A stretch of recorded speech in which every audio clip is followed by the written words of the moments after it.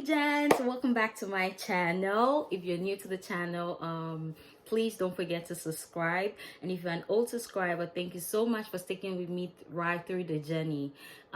So today I decided to do a different kind of makeup. I'm trying to embrace my perfect imperfections. I'm trying to embrace those hidden parts or hidden features of my face that you barely see.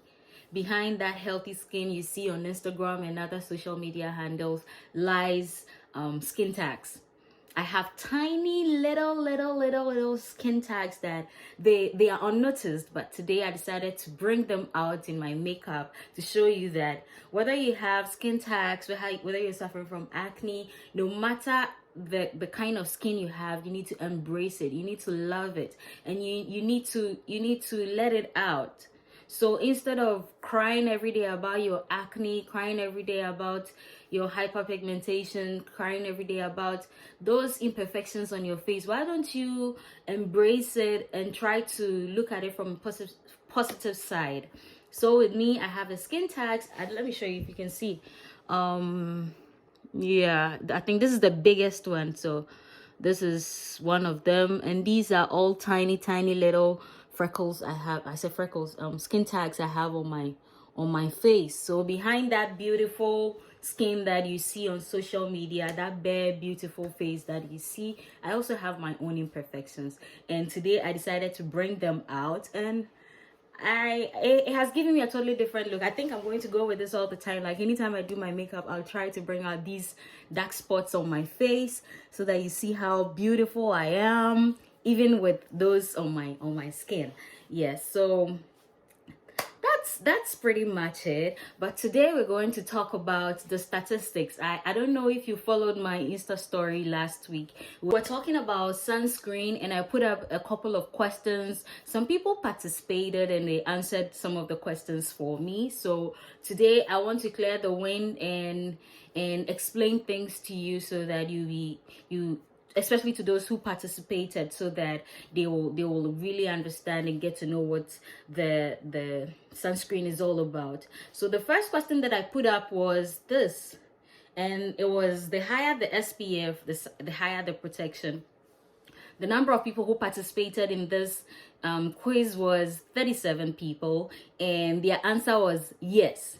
All of them answered yes, that the higher the SPF, the higher the protection. And yes, it is true. The higher the SPF, the higher the protection. So under ideal circumstances or under ideal conditions, like in a laboratory, a sunscreen with higher SPF protection and broad spectrum coverage offers more protection against the sunburn, UVA damage, and DNA damage than a comparable product that does not have an SPF or a lower SPF. But in real life, we cannot compare the conditions in the laboratory to real life, because the conditions in the laboratory is structured such that these products are able to do well under those conditions. But when it comes to real life and the circumstances, it differs. And in real life, which is not like a lab, products with very high SPF often create a false sense of security. Because we have a high SPF, a lot of people think, oh, I'm protected from the sun damage, and so they tend to lose their guard. They don't consistently apply the sunscreen to their skin. So people who use them normally tend to stay out of the sun much longer because they feel they'll be protected, and they may skip reapplying, and they may think that everything is okay. But wearing just a sunscreen is not enough. You need to protect yourself from the sun's damage by wearing protective clothing, wearing sunglasses, if possible put it on a hat to cover your face, to shield your face. And yes, if you do so, you'll be protected. So the fact that the higher the SPF, the higher the protection, does not mean if you apply sunscreen, do not try to protect yourself the best way that you can by wearing clothes that covers the revealing parts of your body, or the most conscious parts of your body, or putting on a hat, or reapplying the product and staying out in the sun for so long.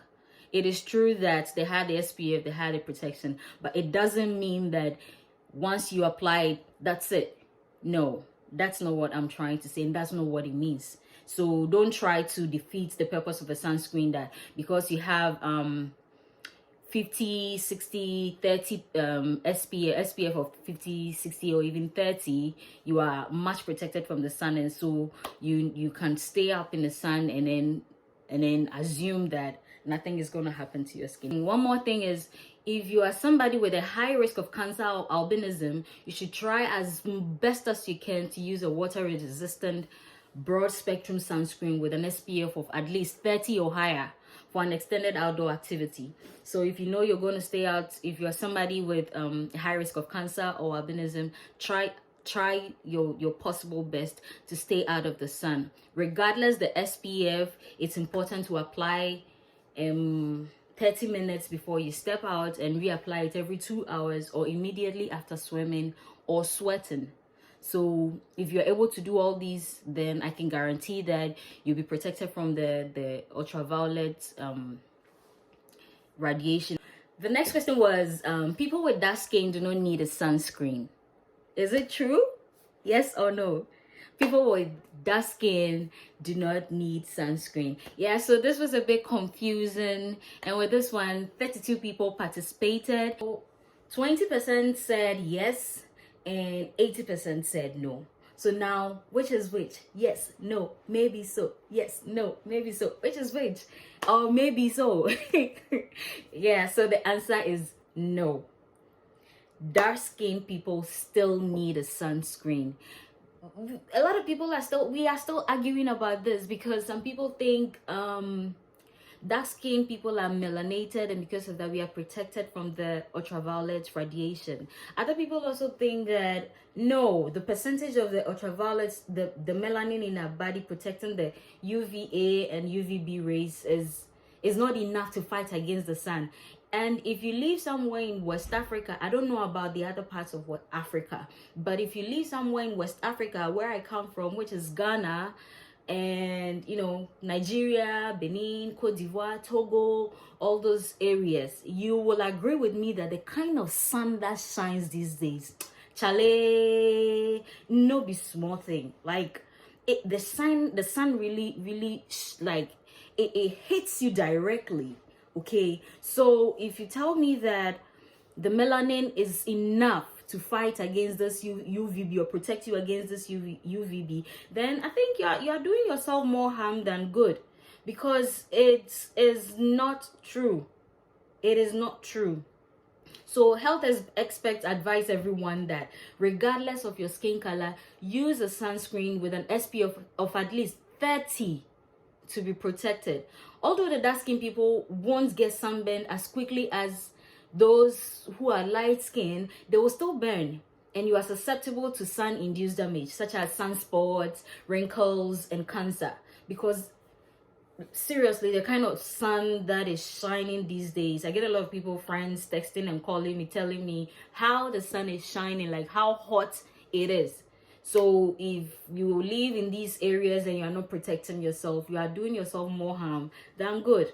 So just because you are not burning, you cannot see that you are burning, because we are dark skin, we are melanated. So even when the sun is damaging our skin, we don't see, but it is really causing some harm to the skin. So the fact that you are not able to see the sunburn does not mean the sun is not doing something in your skin, or is not causing harm to your skin.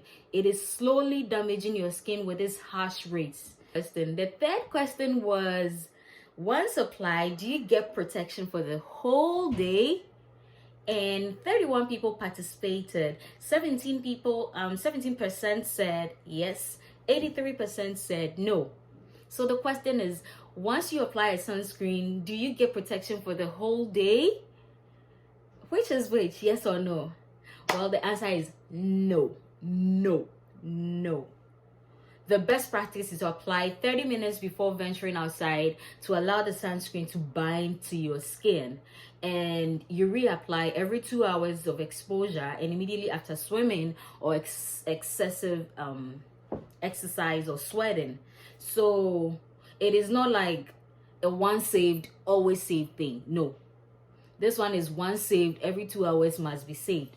So if you apply sunscreen 30 minutes before you step out, that is not enough. So it's always advisable to keep the sunscreen in your handbag or wherever, your pocket or wherever you feel safe, so that you can apply or reapply it every 2 hours to stay protected. Last question was, the SPF figure is a percentage of the protection. So sometimes, where's my sunscreen? I can't reach it. Maybe I'll do it some other time. Maybe I'll show you a picture of it later on. So some people are saying that sometimes when you see a sunscreen, they write, sometimes they write SPF 30, SPF 40, SPF 50, SPF 60.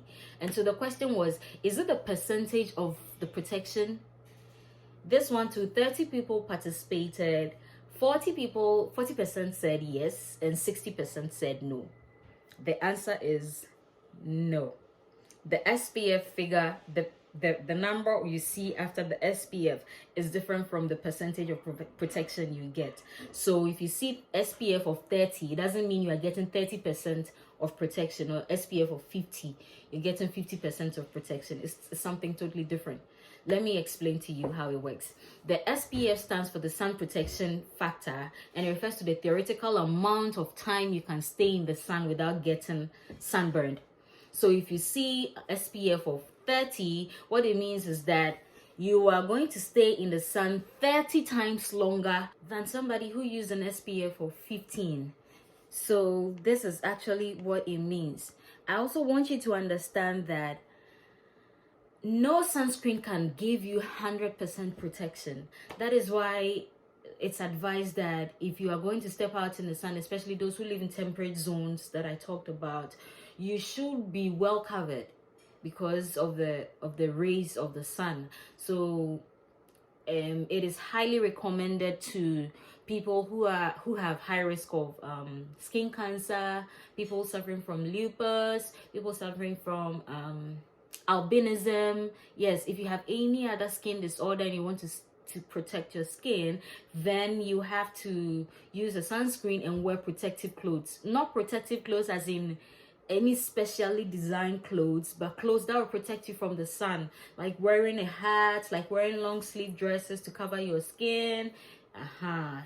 Now another question is, why do you have to reapply sunscreen? Why?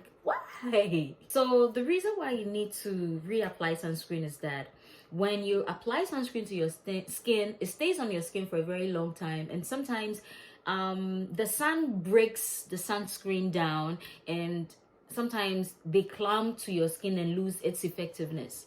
So when you lost this effectiveness like that, what do you have to do? You need to reapply to stay protected. And so you do this after every 2 hours, or after toweling dry, after wiping off your sweats, and after being in water.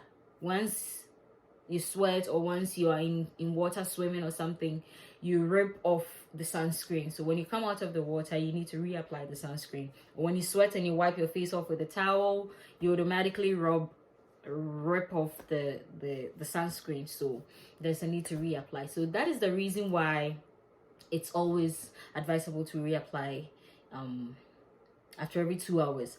There is another thing to look out for on a sunscreen. There are 3 terms that sometimes you may find on the labels of a sunscreen: baby, sports, and sensitive skin. These 3 terms, or these 3 words, are not defined in sunscreen. The FDA has not been able to define these terms for sunscreen. But if you see it on any sunscreen, what they are trying to tell you is that if it's sports, then it means it can last 40 to 80 minutes.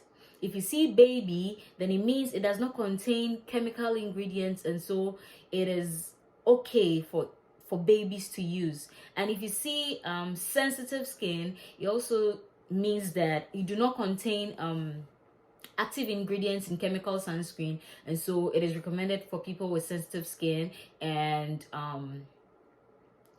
it is also hypoallergenic. So if you buy a sunscreen, please try your best to read the labels. Try to read and understand and know exactly what you are putting on your skin. That's pretty much it about the labels on sunscreen that you need to know. So the next time you go to the store to purchase a sunscreen, I'm sure you'll be able to decode and know which one works perfectly for your skin. And if you have any issues or any concerns or any questions, you can leave it in the comment section down below, or you can DM me my Instagram at Wigs and Webs by Abna or Beauty Legacy by Abna, and I'll get back to you. And also don't forget to like, share, subscribe, and tell your friends to tell your friends to pull up. So that brings us to the end of today's discussion. I'm sure that you've learned a lot, but the subscription really means a lot to me. So please, if you have not subscribed, do also subscribe to my channel. Thank you so much. My name still remains Abna Legend, and I'm your beautician, not a magician. Thank you.